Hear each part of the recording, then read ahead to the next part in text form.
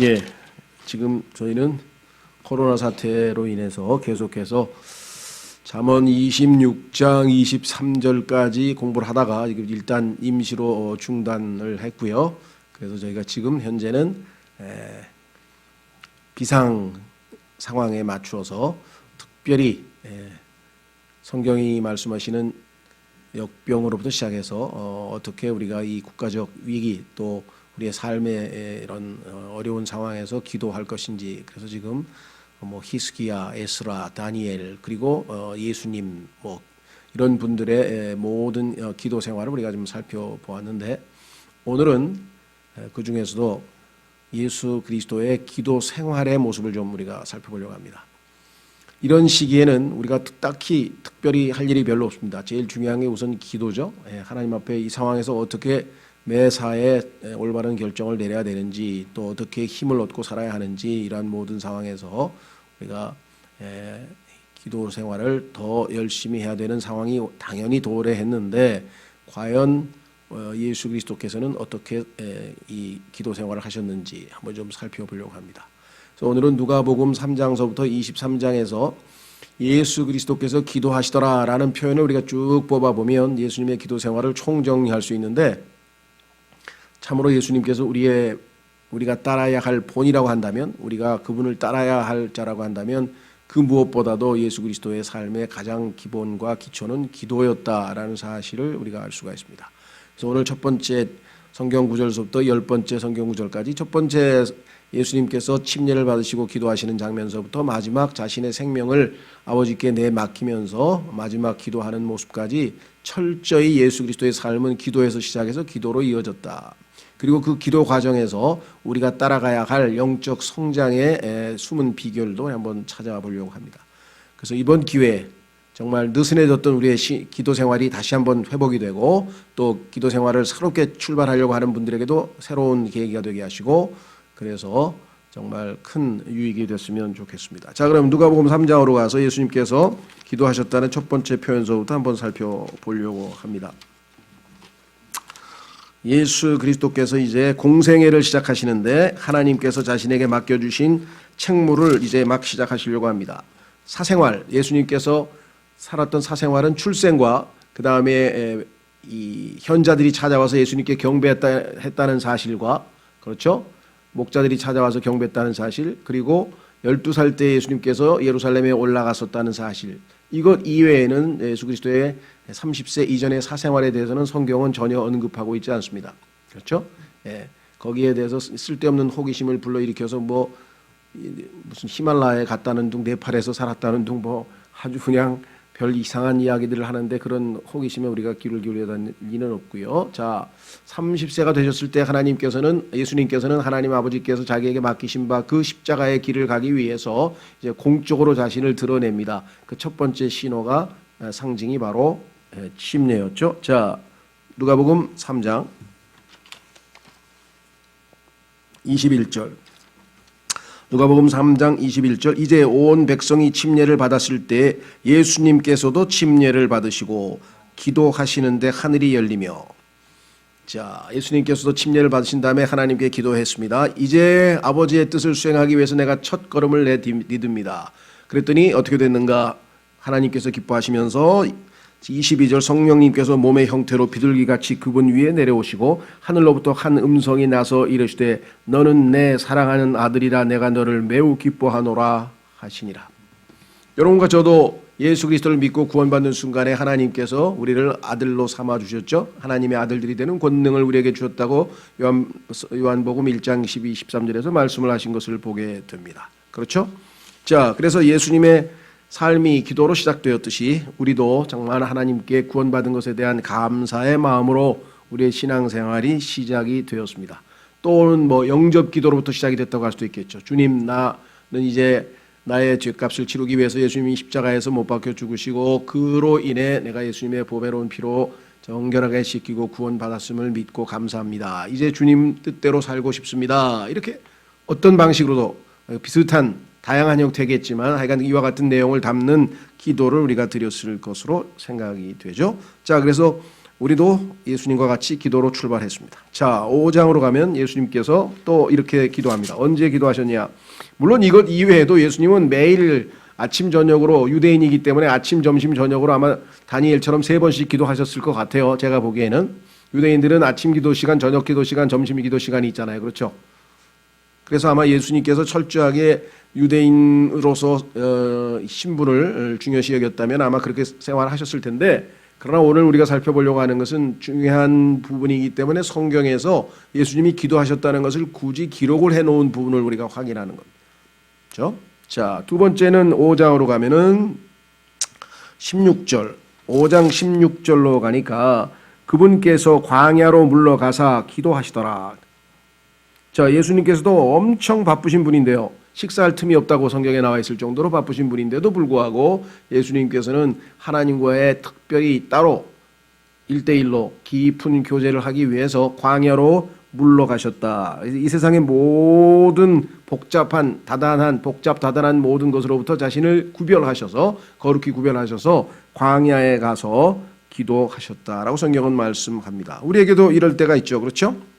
일상생활에서 너무나 바쁘다 보면은 기도도 형식적으로 되고 매너리즘에 빠져서 그저 그렇게 될 때가 있는데, 어떤 중요한 일이 있다든가 그럴 때 특별히 시간을 내서, 그렇죠, 뭐 예를 들면 직장 다니는 분은 하루 뭐 연차를 내서 어디 기도원을 가던가 아니면 뭐 산에 가던가 어딜 가서 하여간 뭐 정말 이 세상에서부터 구별되어져서 특별히 해야 될 기도가 있겠죠. 그렇죠? 평소 때 매일매일의 생활에서 기도하는 것과 어떤 특별한 이유로 인해서 이 세상으로부터 잠깐 벗어나서 기도해야 될 그러한 때가 있다는 것을 우리의 삶에서 아십니다. 그래서 우리도 이와 같은 때를 개인적으로 아마 실천을 하시는 게, 예를 들면 뭐 자기가 직장을 옮겨야 되겠다. 그런데 과연 어떻게 할 것인가? 이럴 때 좀 깊이 기도하기 위해서 하루 세상으로부터 떠나서 깊이 기도한다든가, 뭐 결혼을 해야 되는데 결혼을 정말 어떻게 해야 될 것인지도 놓고 기도할 수도 있고, 또 그 등등 이외에 뭐가 됐든지 간에 하여간 하나님과의 1대1의 깊은 교제를 우선적으로 갖기 위해서 세상의 모든 번잡한 삶에서 벗어나는 것, 이것도 우리의 신앙생활에서 아주 중요합니다. 그렇죠? 예. 자, 그 다음에 세 번째로 6장 13절. 6장 13절 날이 밝음에 그분께서 자기 제자들을 부르사 그들 중에 12를 택하시고 또한 그들에게 사도라는 이름을 주시니라. 그런데 이 12사도를 택하기 전에 예수님께서는 하나님께 기도하고 의논하셨다고 12절에 써 있습니다. 12절 바로 위에 그 무렵에 그분께서 기도하러 산으로 들어가서 밤새도록 하나님께 기도하시니라. 우리도 그렇죠. 아주 중차대한, 결정적으로 내 인생에 있어서 가장 중요한 결정을 내려야 될 때는 정말 하나님 앞에 다른 때보다도 더 간절히, 더 집중적으로, 더 시간을 들여서 이렇게 기도하게 됩니다. 그래서 뭐 정말 세상 우리 기독교계에서는 너 오늘 왜? 나 오늘 철야하러 가야 돼. 나 아주 중요한 결정을 해야 되는데 오늘 철야 기도부터 좀 하고 뭐 이래. 그렇죠? 예. 저도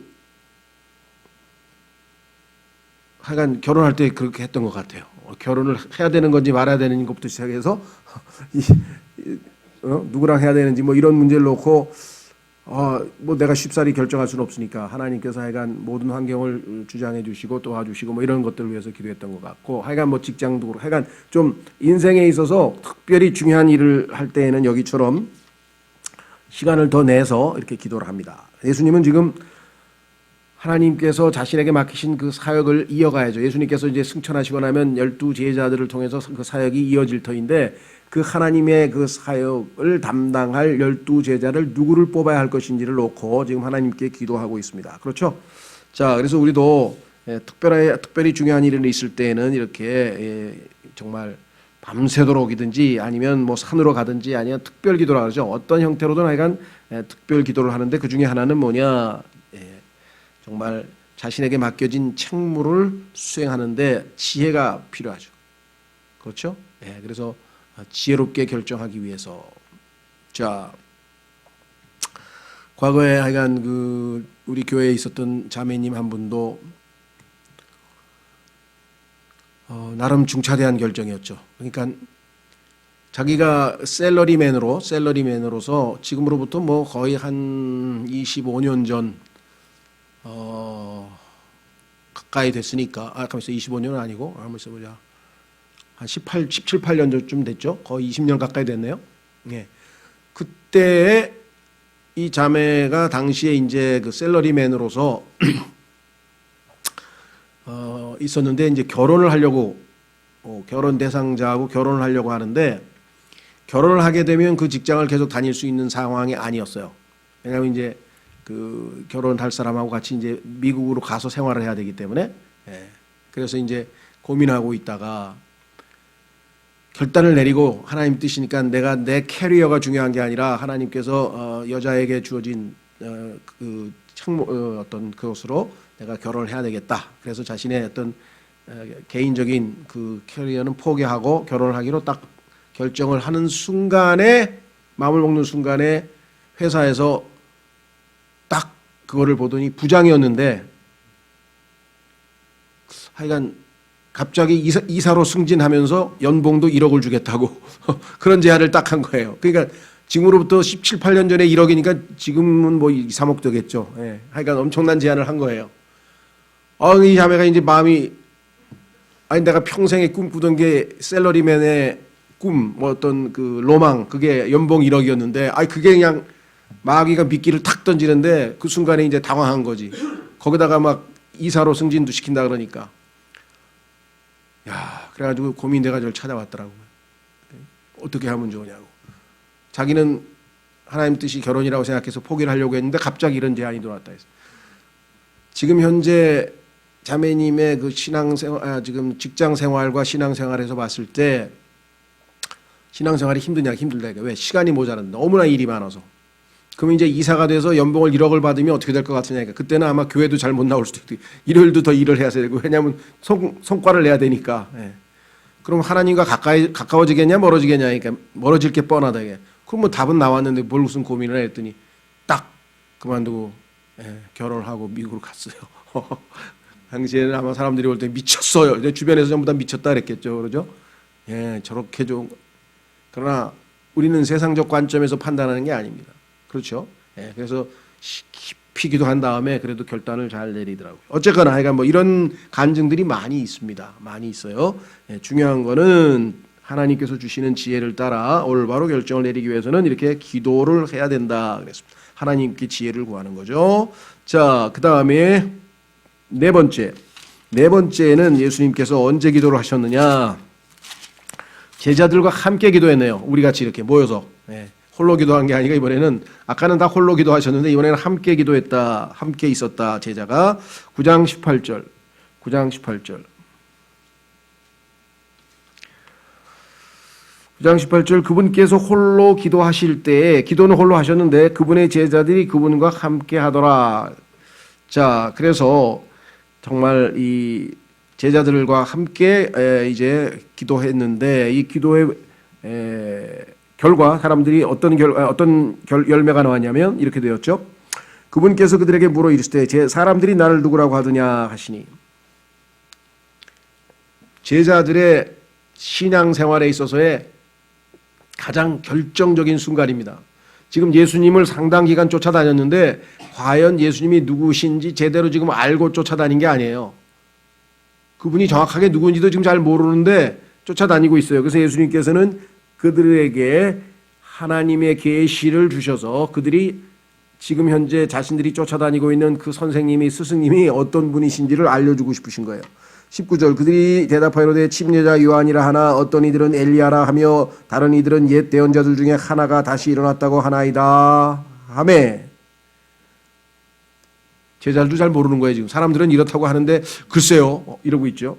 그분께서 그들에게 이르시되 그러나 너희는 나를 누구라고 하느냐 하시니 베드로가 대답하여 이르되 하나님의 그리스도시니이다 하매 그분께서 그들에게 엄히 명하사 아무에게도 그것을 말하지 말라고 명령하시고 이르시되 사람의 아들이 반드시 많은 일들로 고난을 당하고 장로들과 수제사장들과 서기관들에게 버림받아 죽임을 당하며 셋째 날 일으켜지리라 하시니라.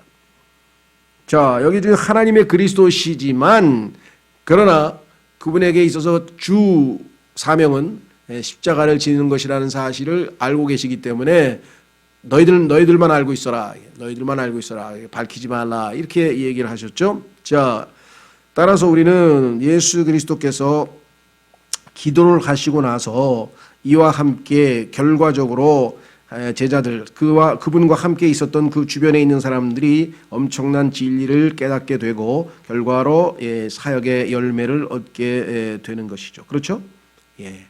자, 그래서 우리의 삶에 있어서도요, 우리뿐만 아니라 함께 매일 조별 기도를 하든 팀별 기도를 하든 어떻게 하든 기도 생활을 통해서 하나님께서 주변에 있는 다른 지체들에게 진리를 깨우쳐 주기도 하고 그들에게 믿음을 이렇게 세워주기도 하고 유익한 사역의 열매가 일어납니다. 그래서 기도를 통한 사역의 열매를 예수님께서 거두셨다.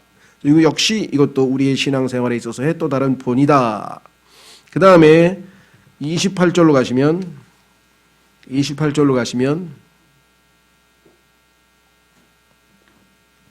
이 말씀들을 하신 뒤 여드레쯤 되어 그분께서 베드로와 요한과 야고보를 취해 기도하러 산에 올라가시더라.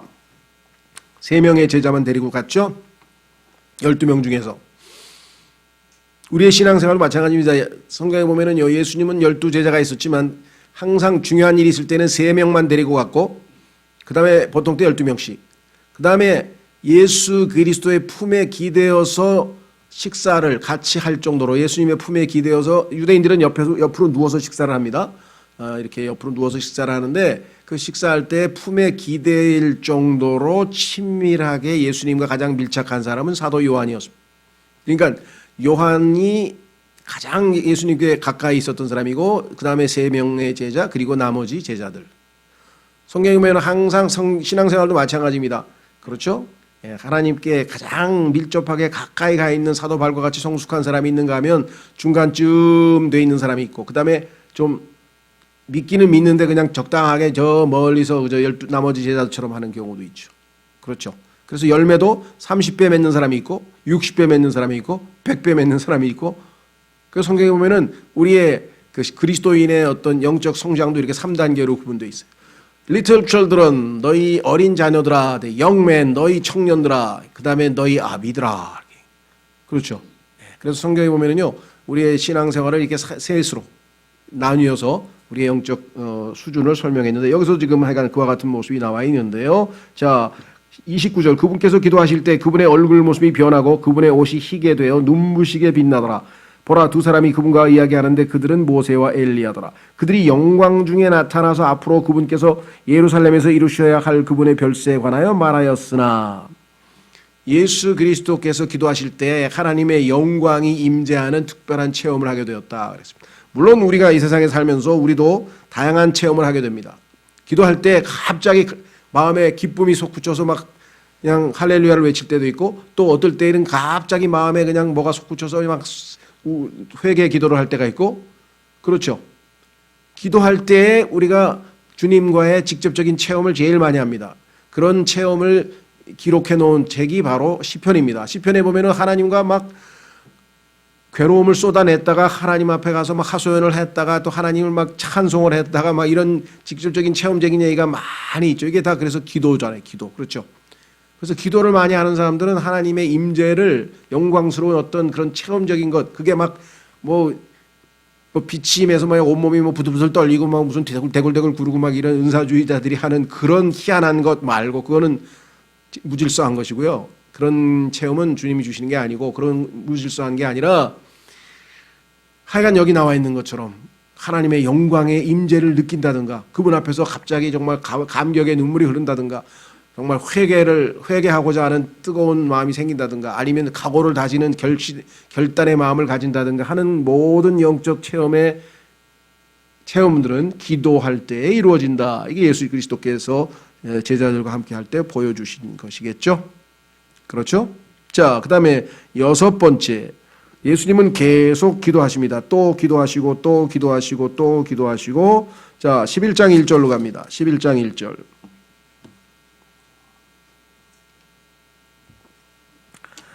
그분께서 어떤 곳에서 기도하다가 마치심에 그분의 제자들 중에 하나가 그분께 이르되 주여 요한이 자기 제자들에게 가르쳐준 것 같이 우리에게도 기도하는 것을 가르쳐 주소서 하니 그분께서 그들에게 이르시되 너희는 기도할 때 말하기를 하늘에 계신 우리 아버지 이렇게 해서 이 기도는 일반적으로 잘못 이름이 붙여서 주기도문이라고 알려져 있죠. 예. 그런데 주기도문은 아니고요. 제자들의 기도문입니다. 제자들. 그렇죠? 예수님의 제자들이 이렇게 기도하라고 해서 기도의 샘플을 가르쳐 주신 것이고 주기도문이라고 하면은 예수님이 하신 기도잖아요. 그거는 요한복음 17장에 나와 있죠. 요한복음 17장에 하나님 예수님께서 마지막 순간에 하늘을 바라보면서 손을 들고 제자들 앞에서 큰 소리로 기도하신 그것이 실제적으로 예수님의 기도죠. 주기도문. 그러나 여기는 예수님이 이렇게 하라고 제자들의 기도문을 가르쳐 주신 것이고 기도의 방법이죠. 자, 예수 그리스도께서 기도하시자 제자들이 나와서 뭐라 그랬어요? 기도하는 법을 가르쳐 달라고. 여러분 어떠세요?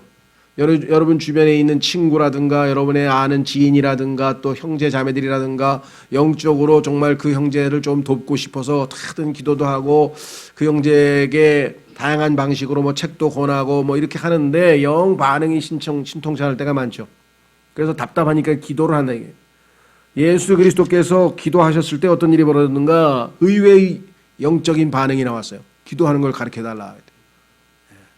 여러분이 회사의 동료를 위해서 열심히 기도했는데 반응을 안 보이다가 열심히 기도하는 어느 순간에 갑자기 와가지고 저 누구씨 나 성경을 좀 공부하고 싶은데 도와줄 수 없겠습니까? 정말이요? 예, 이런 일이 벌어지기도 하고 혹시 내가 지금 굉장히 고통스러운데 기도 좀 해주시면 안 되겠습니까? 라든가 그렇죠? 예, 주변에서 기도할 때 사람들에게 정말 의외의 이렇게 긍정적인 반응들을 나오는 것을 우리가 보게 됩니다. 그렇죠? 네. 아주 그냥 복음 뭐 종교 뭐 예수 막 이런 얘기만 나오면 그냥 막 아주 자지러질 듯이 신경질적인 반응을 보이던 사람도요. 기도하면 전도지 하나 주면요. 옛날 같으면 그냥 눈을 부라릴 텐데 알았어 한번 읽어볼게. 이러면서 반응이 달라지는 경우가 왜? 기도로서 하나님께서 이미 그 마음밭을 많이 갈아놓은 것이겠죠. 그렇죠? 예, 그래서 기도는 우리에게 긍정적인 반응을 가져온다는 사실을 예수님께서 몸소 실천해 보여주셨다라고 하는 것을 우리가 확인해 볼 수가 있습니다. 자, 7번째 22장 31절로 갑니다. 예수님께서 기도하셨는데 22장 31절에 가시니까 예수님께서는 무슨 기도를 했는가 한번 좀 살펴보겠습니다. 22장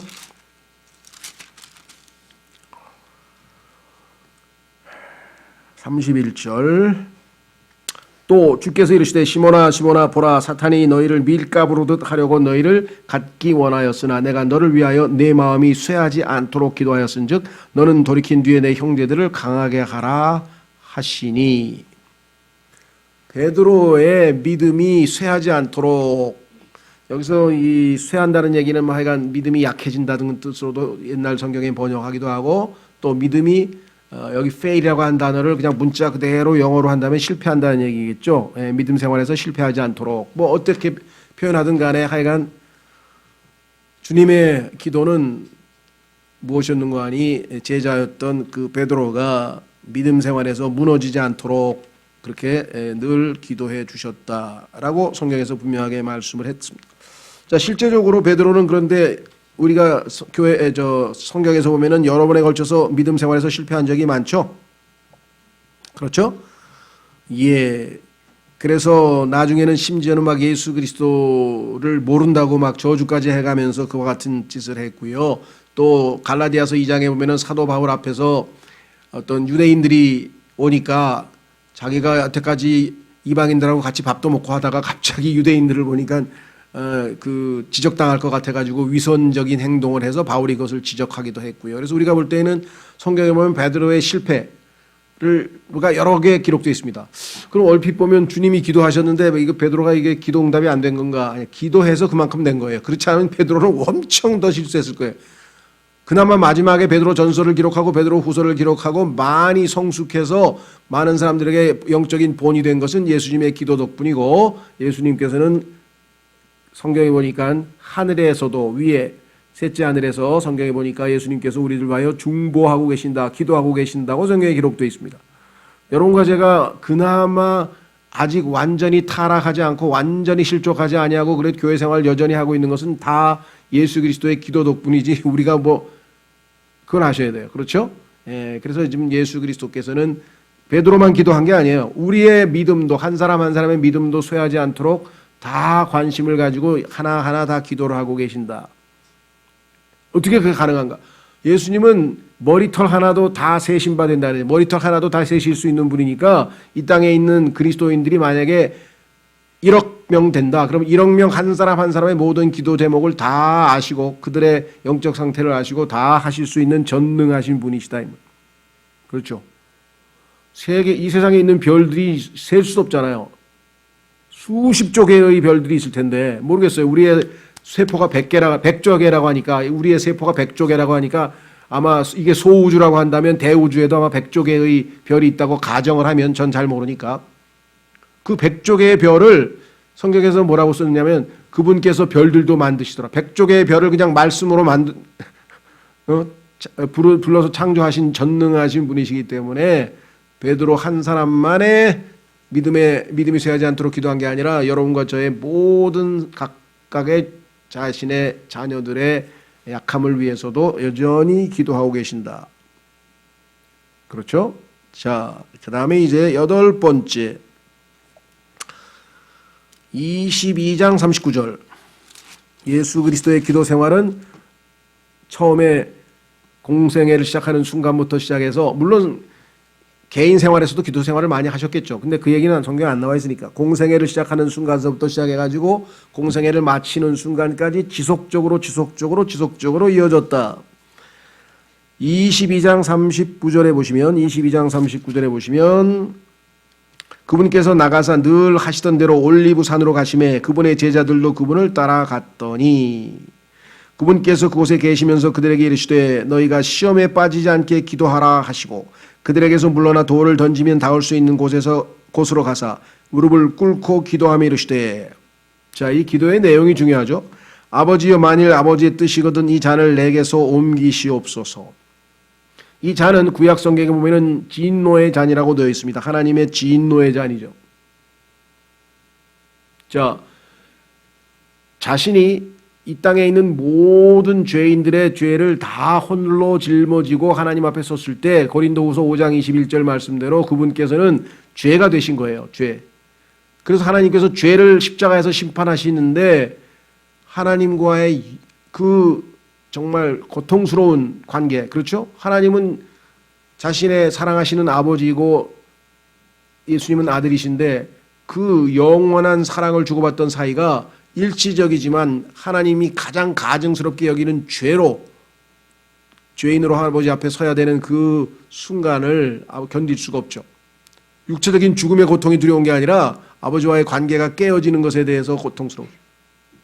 그러나 뭐라고 했습니까? 아버지의 뜻이거든. 그런데 예수님은 아버지의 뜻이 자신이 그 진노를 받고 모든 이상의 죄인들이 진노를 받지 않는 것, 이 죄인들이 받아야 될 진노를 자신이 대신 받는 것이 아버지의 뜻인 것을 알기 때문에 즉시로 이렇게 기도했어요. 그러나 내 뜻이 아니었고 오직 아버지의 뜻이 이루어지기를 원하나이다 하시니. 이와 같이 하나님의 뜻을 이루기 위해서 자신의 모든 것을 다 부인하고 포기하는 이와 같은 기도를 드릴 때 43절 하늘로부터 한 천사가 그분께 나타나 그분을 강건하게 하더라. 그렇습니다. 여러분이 하나님의 뜻을 놓고 아버지의 뜻을 이루어달라고 기도할 때는요, 하나님께서 그 기도를 도우시고, 그래서 결국은 어떻게 되는가? 계속 기도할 수가 있어요. 44절 그분께서 고뇌에 차서 더욱 간절히 기도하시니 그분의 땀이 큰 핏방울같이 되어 땅에 떨어지더라. 그분께서 기도를 마치고 일어나 자기 제자들에게 오사 그들이 슬픔에 지쳐 잠드는 것을 보시고 그들에게 이르시되 너희가 어찌하여 자느냐? 너희가 시험에 빠지지 않게 일어나 기도하라 하시니라. 예수님은 기도를 통해서 시험에 빠지지 아니하시고 시험을 단등히 이기셨는데도 불구하고 제자들은 이와 같은 상황이 놓여있죠. 자, 신앙생활에 있어서 마지막 단계, 가장 영적으로 성숙한 단계는 두 가지로 요약이 되어 있습니다. 그것은 뭐냐? 자신의 뜻을 완전히 내려놓는 것입니다. 자기 부인입니다. 그리고 아버지의 뜻이 이루어지기를 원합니다. 예전에 어떤 한 목사님이 그런 고백을 하시더라고요. 자기가 하나님 앞에 기도를 하는데 하나님께서 내가 너를 저 시베리아나 아프리카의 오지로 선교사로 보내서도 네가 가겠느냐? 아주 지금 상당히 안정되게 한 500명짜리 착 좋은 지금 교회를 이렇게 하면서 아주 안정된 사역을 하고 있는데 갑자기 그런 생각을 딱 떠올라서 하나님께서 그런 걸 물어보시더라는 거예요. 그런데 자기는 주저없이 가겠다 그랬대요. 주저없이 가겠다. 그만큼 어떤 주님을 향한 이 각오가 대단했던 목사신 것 같아요. 그렇죠? 가겠습니다. 단호하게 얘기를 했대. 그랬더니 단서가 딱 붙었대. 그런데 그곳에서 네가 한 30년 정도 사역을 하더라도 단 한 명도 구원의 열매가 없다면 그래도 가겠냐. 그때 답을 못했다. 왜? 자신의 인생에 있어서 가장 기쁜 게 뭐냐? 죄인이 구원받는 게, 자기가 복음을 전해서 죄인이 구원받는 게 자기 인생에 있어서 제일 기쁜 일이기 때문에 그게 아프리카가 됐든 아시아가 됐든 뭐 러시아가 됐든 뭐 시베리아가 됐든 어디를 가도 자기는 복음을 전하면 된다 이거지. 그래서 그 구원받는 사람들을 보면서 하나님께 영광을 돌리고 기쁘게 신앙생활을 할 수 있다는 자신감이 있었는데 갑자기 하나님께서 하신다는 말씀이 30년 동안 죽어라고 복음 전해도 한 명도 예수님 믿고 회심 안 하면 그런 곳으로 보내도 가겠느냐 이렇게 하니까 자기가 답을 못 하겠더라고요. 며칠 동안 막 고민 기도하다가 그래도 겟세마네 기도가 딱 떠오르면서 내 뜻대로 마옵시고 아버지의 뜻대로 하옵시고, 그것이 하나님의 뜻이라면 예수님이 십자가에서 순종하신 것처럼 저도 가겠습니다. 내 인생을 다 거기다가 한 명도 구원 못 받더라도 가겠습니다. 그렇게 기도를 했다는 거예요. 그게 왜 나오냐? 예수 그리스도가 자신의 본인인데 예수님께서 마지막 순간에 내 뜻대로 마옵시고 아버지의 뜻대로 하옵시로라는 그 기도를 떠올리면서 결정을 내릴 수가 있었다. 여러분도 어떠세요? 여러분 생활에 이거는 안 되는데 이거는 포기할 수 없어, 이건 안 돼, 그런 거 있습니까? 모르겠어요. 각자마다 다 있을 수 있겠죠. 그것마저 포기할 수 있으려면은 예수 그리스도의 겟세마네 기도에 동참하지 않는다면 그건 인간적으로 불가능한 겁니다. 인간적으로는 불가능한 거예요. 성령으로 충만해서 하나님께서 역사하시기 전에는 불가능한 얘기겠죠. 그렇죠? 우리도 입술로 할 수 있지. 제 뜻대로 마옵시고 아버지의 뜻대로 마옵시고. 그 입술로 왜 못하겠어요?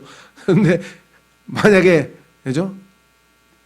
이 분처럼 자신이 제일 좋아하는 게 복음 전해서 예수님 믿고 구원받는 그것을 보고 하나님께 영광 돌리는 건데 평생을 해도 한 명도 안 돌아온다고 그래도 가겠냐 그러면 그거 가겠습니까?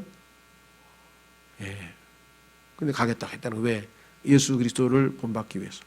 자, 그래서 정말 위대한 기도의 본을 보여주셨고요. 자, 마지막 두 번째는 뭐냐? 최고의 성숙이 되면은요, 영적으로 우리가 주님과 처음에 구원받아서 침례받고 여기 나와 있죠. 침례로부터 시작해서 구원받아서 한 걸음 예수 그리스도의 그 발자취를 따라가면 마지막 순간에 자신의 뜻을 포기하고 주님의 뜻에 순종할 뿐만 아니라 마지막 순간에 어떻게 됩니까? 원수를 용서한다 이 말이에요. 십자가의 정신이 뭐예요? 원수를 대신해서 십자가에서 죽는 거 아니에요. 하나님과 우리가 원수 사이였다고 성경에 써 있죠.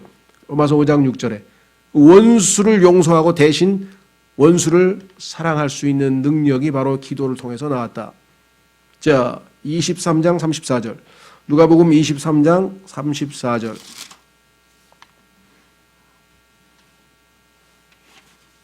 누가복음 23장 34절. 그때 예수님께서 이르시되 아버지여 저들을 용서하여 주옵소서. 저들은 자기들이 하는 일을 알지 못하나이다 하시더라. 그들이 그분의 옷을 나누어 제비를 뽑고 백성은 서서 지켜보는데 치리자들도 그분과 함께 그분을 비웃으며 이르되 그가 남들을 구원하였으니 만일 그가 하나님께서 택하신 자 곧 그리스도이면 자기도 구원할 것이라 하더라. 또 군사들도 그분을 조롱하면서 그분께 나와 식초를 바르며 이르되 내가 만일 유대인들의 왕이거든 내 자신을 구원하라 하더라. 자, 이렇게 조롱을 받으시면서도 십자가에 서 계시면서 예수님의 기도는 무엇이었는가? 나를 십자가에 못 박고자 하는 저들을 용서하여 주옵소서. 여러분 어떠세요? 이 세상에서 아직 내가 용서하지 못한 사람들 있습니까? 과거에 어떤 분이 지금도 살아계신 목사인데 오늘 개인 교제를 하다가 나보고 그러는 거예요. 나는 잘못 들었는가 싶었어요. 나는 내 조카를 눈에 흙이 들어가도 절대로 용서 못합니다. 그래서 나는 그게 이제 예수님 믿기 전에 그런 이렇게 마음을 먹었는데 자기가 구원받고 난 다음에 마음이 변화돼서 이제 용서한다는 뭐 그런 얘기인 줄 알았어요. 그것도 아니라는 거예요. 하여간 뭐 그 내용은 하여간 좀 그래요. 하여간 뭐 어머니와의 뭐 관계 뭐 이런 건데 하여간 그러더라고요. 그래서 내가 그래도 물론 인간적으로야 너무나 괘씸하니까 용서하기 어렵겠지만 이제 그런 저기가 들었었어요. 저도 뭐 하여간 이 과거에 저에게 아주 심하게 하여간 뭐 폭언도 하고 하여간 뭐 폭력 하여간 명예도 막 뭐라 그럴까 아주 막 모욕도 주고 하던 그런 분이 계셨는데 이게 불편하니까 잊어버리려고 해도 자꾸 꿈속에 나타나가지고 그냥 그 사람하고 싸우고 그냥 그 사람 막 욕하고 막 이런 게 자꾸 반복이 돼가지고 도저히 영적 생활이 잘 안 되더라고요. 그래서 하나님 앞에 제가 용서하겠다 그러고 여러 번 했는데 그게 몇 년을 가요. 왜냐하면 용서했는 줄 알았는데 말로는 기도할 때. 근데 꿈속에서 만나가지고 좁혔다고 또. 그럼 그게 용서가 안 한 거지. 속마음에는 아직 용서가 안 된 거지. 그래가지고 그냥 또 기도하고 7년 만에 만나서 반갑게 악수하고 그 다음에 생각이 안 나더라고. 그분 생각이 안 나지. 마음의 미움이 이제 제거된 거예요. 예. 하여간 예수 그리스도께서 마지막 순간에 자신을 십자가에 못 박는 사람들을 용서해서 얼마나 감사하겠습니까? 그러니 이 땅에 그 누가 용서를 못 받을 사람이 있겠어요? 자신을 십자가에 못 박는 원수를 사랑하신 예수님이라고 한다면 이 땅에 그 누가 용서를 못 받겠냐 이 말이에요. 그렇죠? 예. 그래서 우리는 예수 그리스도의 교회 기도 생활의 최마지막에는 자신의 뜻을 내려놓고 아버지의 뜻을 받아들이면서 모든 원수를 사랑으로 품어주시고 그 다음에 마지막 자신의 모든 자신의 생명을 아버지의 손에 의탁하는 것으로 마지막 기도가 이루어집니다. 기도에서 기도로 끝나는 인생 얼마나 복된 인생입니까? 여러분과 제가 만약에 이 예수 그리스도의 본을 받아서 이 길을 따라간다면 지금의 우리의 기도 생활은 많이 부족하겠죠. 그렇죠? 그래서 이번 기회에 이 코로나 사태로 기도를 더 열심히 해보자 그런 취지에서 기도와 관련된 말씀을 전합니다. 마지막 구절 찾고 같이 기도하겠습니다. 23장 46절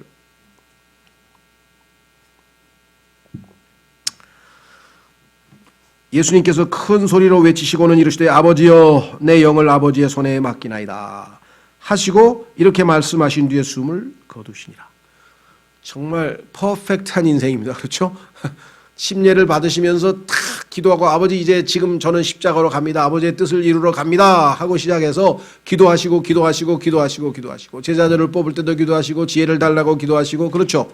예수님께서 어떻게 했어요? 침례 받으실 때 기도하시고 세상으로부터 구분돼서 아버지와 교제하시기 위해서 광야에서 기도하시고 제자들 뽑을 때 지혜 달라고 기도하시고 기도하신 후에 제자들을 열매로 얻으시고 하나님의 영광의 임재를 체험하시고 또한 필요한 반응을 얻게 하시고 제자들이 영적으로 성숙하게 되시고 그 제자의 믿음 나약함 실패 믿음이 쇠하지 않도록 위해서 기도하시고 마지막 순간에 내 뜻대로 아니고 아버지의 뜻대로 하시고 그리고 모든 원수들을 다 사랑으로 품으시고 용서하신 후에 아버지께 자신의 삶을 의탁하셨다.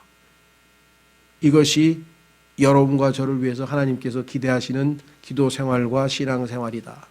그렇죠? 그런데 평소 때 이런 거 잘 못하고 그냥 루틴하게 매너리즘에 빠져서 신앙 생활하다가 이렇게 코로나 사태가 됐던 뭔 사태가 됐던 뭔가 하나 위기가 오면 우리는 하나님 앞에 바짝 다가가서 내가 기도 생활이 느슨했구나 그걸 느끼게 되는 겁니다. 그렇죠? 그래서 이번 기회에 정말 우리 모두의 기도의 생활을 부흥시키자. 기도의 영과 간구의 영을 부어주시고 회개의 영을 부어주시고 그래서 우리가 다시 한번 주님의 그 기도 생활의 본을 따르는 그러한 신앙생활이 될 수 있도록 이 시간 우리 주님께 다 같이 기도하겠습니다.